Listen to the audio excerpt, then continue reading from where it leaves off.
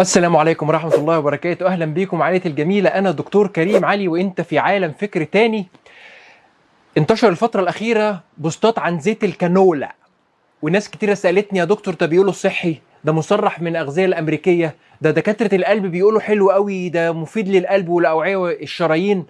فالموضوع ده صدمني بالذات، وانا قررت يا عائلة فكر تاني ان واحنا بنشرب كوباية الماتشا بتاعتنا نقلب الترابيزة ونقول لكم تحمروا ازاي وتحمروا في ايه، وانواع الزيوت المفيدة وانواع الزيوت المضرة، واي زيت عايزة تستخدميه لعيالك في التحمير تعرفي عنه ايه، وزيت الزيتون اوله ايه واخره ايه، والزبده والسمنه وكل انواع الزيوت. هاخدكم يا عائله فكر تاني وهندخل المطبخ النهارده نحمر شويه حاجات للعيال.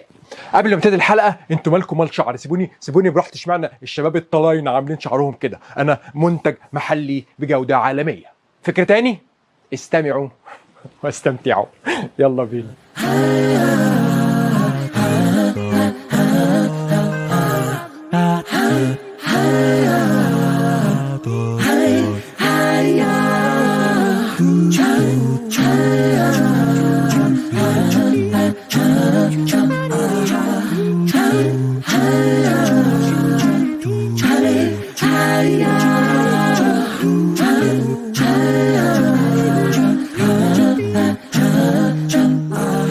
اهلا بيكم.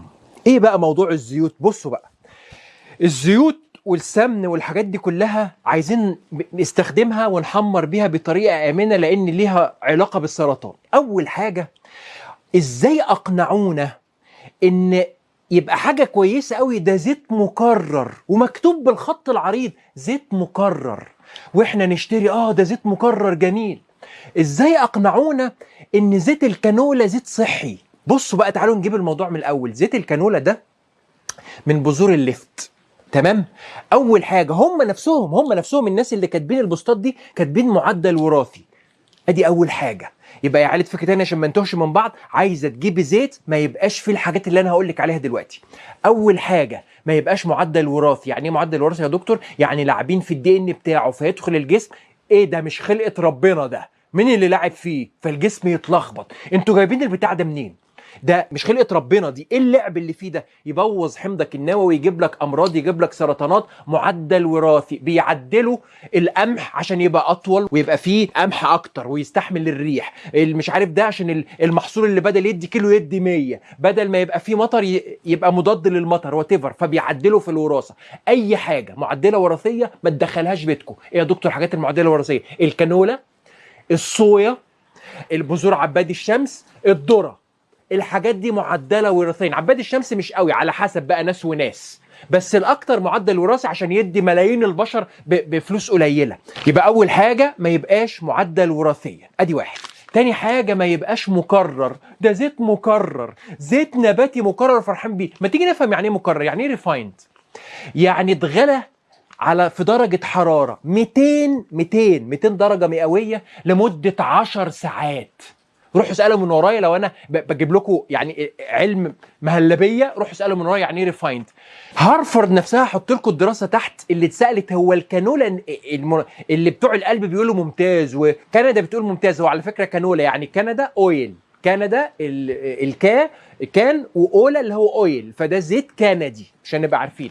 فبيقولوا ازاي ده مهم قوي للقلب وفظيع. فالزيت الكندي اللي هو الكانولا ده معدل وراثي وريفايند.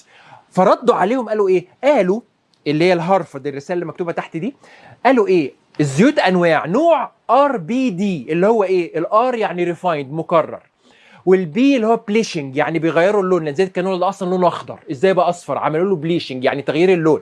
ودي اودورايزد، دي اودورايزد يعني بيشيلوا منه الريحه، يعني ما تبقاش ريحه قويه. فالثلاث عمليات دول 200 درجة مئوية وكيماويات وحاجات تشيل اللون وحاجات تغير الريحة ويتحط 10 ساعات على درجة 200 درجة حرارة. ده لو كان يعني جاي من أحسن مكان في العالم ما باظ. هيفضل فيه ايه درجة حرارة 200 و10 ساعات وبيقولوا لنا صحي وبيقنعونا ان الريفاين صحي اللي هو المكرر.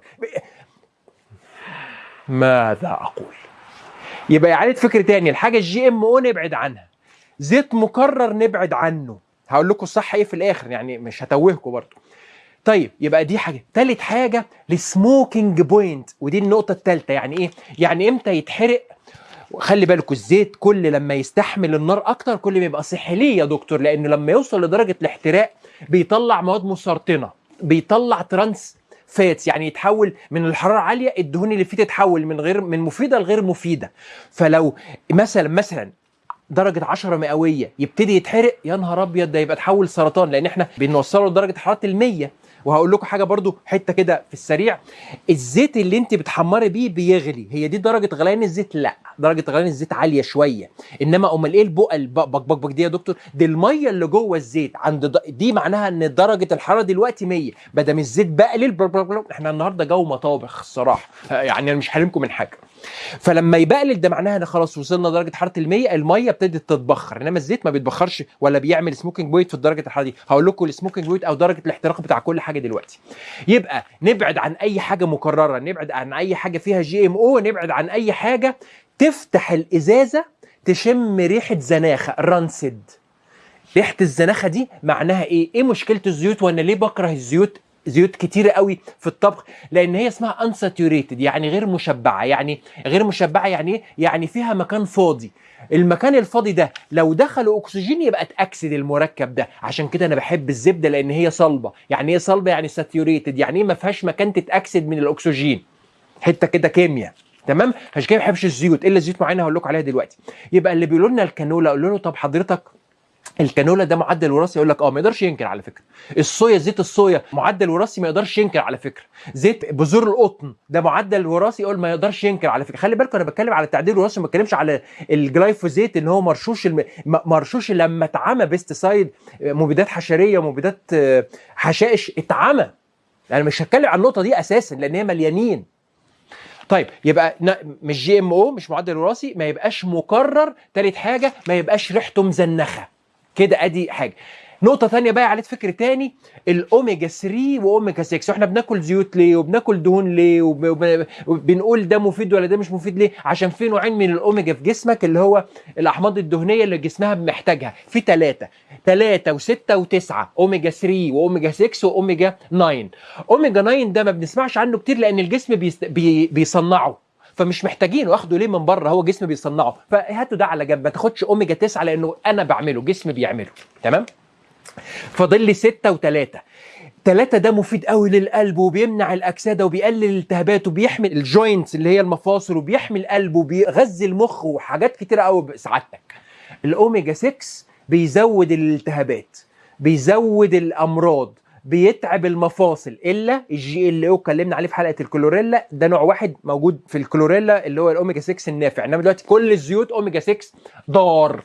طيب يعني ما ناخدش اوميجا 6؟ لا، في الجسم بالانس، لازم تديله الاثنين، اوميجا 6 واوميجا 3، هما الاثنين بيعملوا بالانس لبعض. لان خلي بالكم احنا قلنا الالتهابات مفيده، لان لو جالي عدوى ولا حاجه الالتهابات يعني الجسم بيزود مناعته عشان ايه؟ يحارب الفيروسات. الالتهاب مفيد حبه صغيره. انما ايه؟ عارفين دلوقتي المفروض واحد لواحد، عارفين احنا الاكل بتاعنا بنوصل كام بالزيوت اللي انا بتكلم عليها المضره دي؟ وصل من 10 ل 15 الى 1. انهي يا دكتور الزياده؟ الاوميجا 3؟ لا، الاوميجا 6. اكلنا في الحاجات المحمره، في الزيوت النباتيه اللي انا قلت عليها دلوقتي، الحاجات اللي ريفايند اللي هي الحاجات المكرره، 16 الى 1. يعني انا يا دكتور باخد الحاجات اللي بتعمل التهابات 16 ضعف الحاجه المفيده. يبقى اللي هيقول لك اي زيت في العالم قول له ده GMO، يقول لك لا. قول له حلو، ده حضرتك ريفايند مكرر؟ لا. ممتاز. الاوميجا 6 واوميجا 1 المعدل بتاعهم قريب من بعض، 1:2، 1:3، 1:4. انما 16 ل1 و14 ل1 ده كلام بيبوظ الجسم. يبقى احنا عرفنا دلوقتي الاوميجا 3 وفايدته. يبقى دي الحاجات اللي هم عايزين يقنعونا بيها. طب يا دكتور نحمر لعيالنا في ايه؟ بطل رغي، ادخل في الموضوع. عايزين نعرف نحمر البطاطس. البطاطس يعني ماذا اقول؟ نحمر مثلا حته فرخه، نحمر العيال ازاي؟ ادخل بقى في الحاجات المفيده. اول حاجه عاوزين الافضل، عندي 5 بدايل ان انا استخدمهم ان انا احمر الحاجه كويس. اول حاجه اجملهم على الاطلاق اللي هي الاحتراق بتاعها عالي قوي، السمنه الحيواني 100% من لبن البقري او لبن الجاموسي. الجي السمنة البلدي يا ولاد، الاختيار الأول. السموكينج بتاعها بيوصل 240 درجة، عايز أوصل درجة الحرارة 240 عشان تبتدي تسود، عشان تبتدي تبوظ، عشان تبتدي تتحول لدهون غير مفيدة.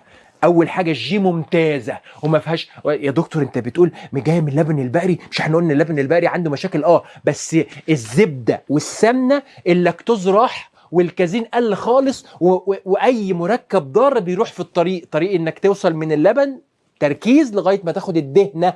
افيد ما في اللبن الدهنه اللي هو الزبده واللي هي السمنه، فانا رميت الحاجات المضره اللي في اللبن ووصلت للزبده بالاخر او السمنه. يبقى الجي ثم الجي ثم الجي الاختيار الاول بتاعنا. تاني حاجه الزبده، نفس يعني الزبده مثلا عايزه لها 200 درجه عشان تبتدي تسود او تطلع دخان او السموكينج بوينت او تتاكسد او يحصل لها اي حاجه. فالدهون المشبعه دي يعني ماسكه.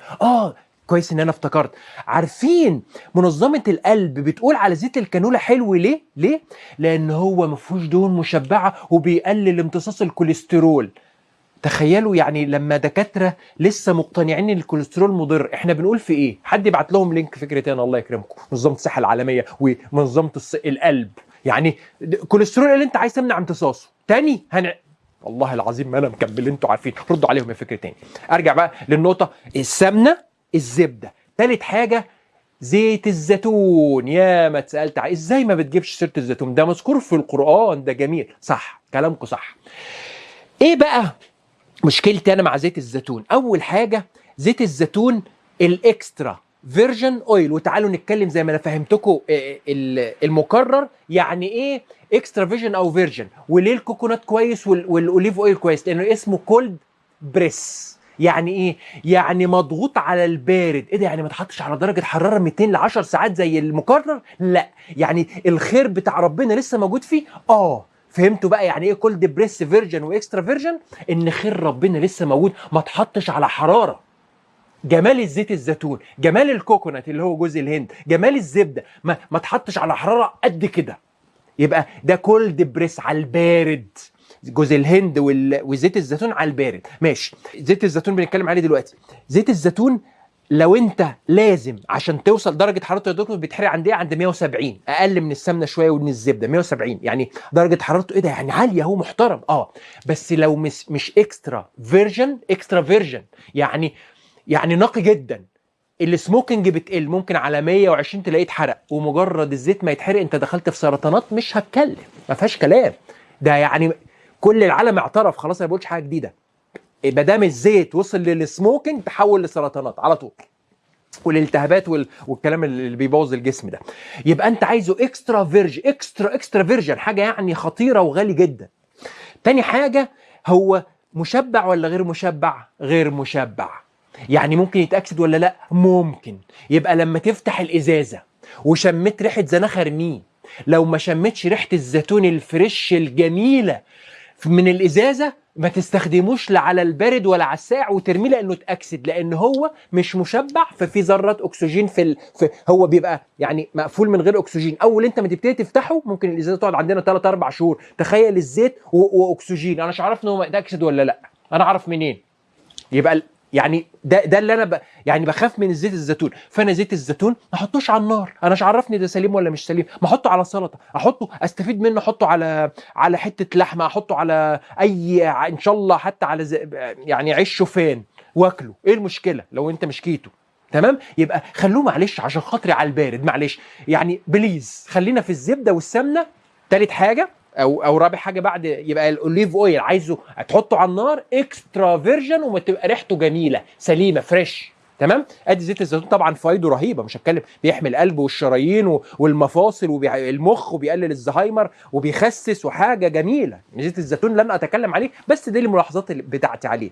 الحاجه اللي بعد كده الكوكونات اويل العظيم، زيت جوز الهند. انا بحمر زيت جوز الهند. زيت الجوز الهند بيتحرق على ايه؟ 160 170، يعني في اقل من الزبده والسمنه.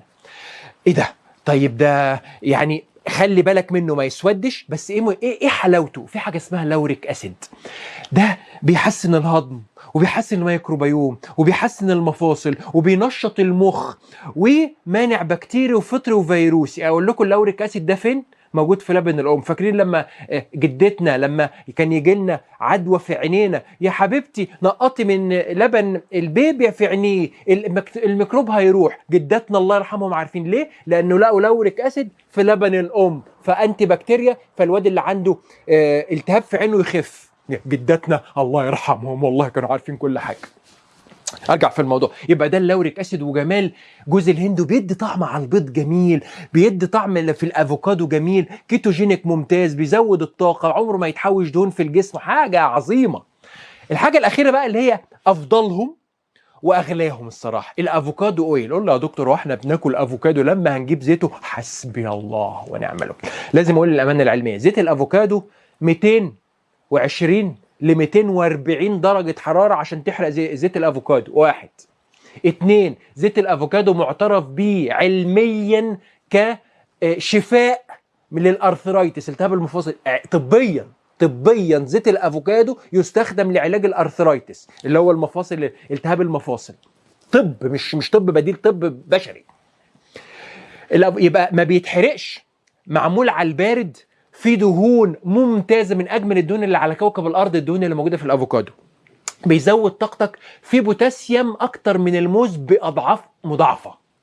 ده الافوكادو. فيعني يا رب ثابت، وصعب قوي قوي قوي قوي يتحرق، وفي فوائد كتير، ومعمول على البارد، عمره ما يتحط، ما بيعملوش ريفايد، ما فيش حاجه زيت افوكادو مكرر، مش الكلام ده. فايه بقى لو انت في قدره ماديه، زيت الافوكادو والجي ذا توب.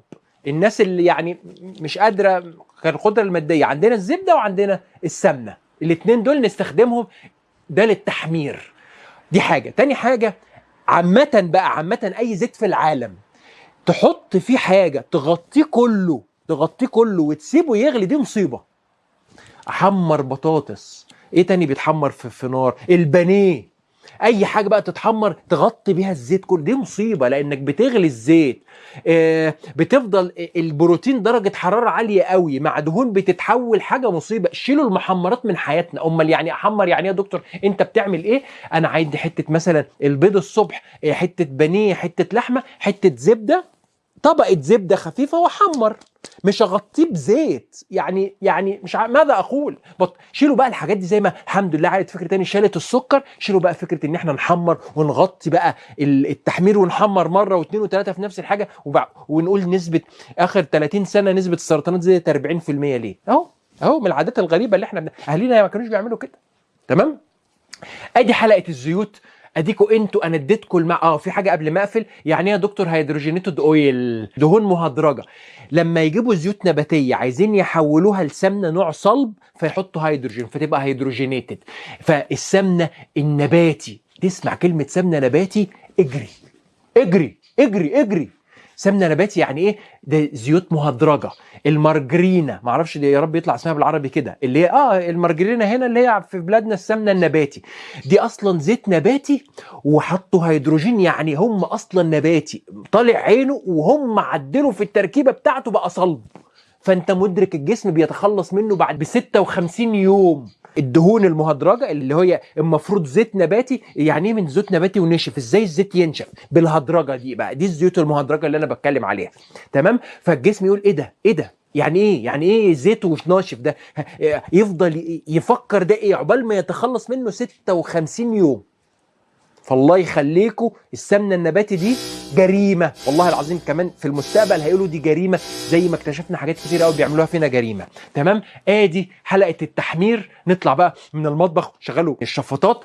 انا كده تعرف تحمر بايه، تحمر ازاي، ايه المفيد، تعرف انت تختار بنفسك احمر بايه وما احمرش بايه، ايه المفيد وايه مش مفيد. خلاصه الحلقه، السمنه، الزبده، زبده الكوكونات، الافوكادو، الاوليف، ولكن الاكسترا فيرجن الحاجات دي تتحط على النار، ولو اني لا افضل الاوليف اويل. شكرا لكم، انشروا هذه الحلقه، ونتقابل المره الجايه، وما توفيقي الا بالله، عليه توكلت واليه انيب. السلام عليكم، باي. قلت لكم مالكوش دعوه بشعري.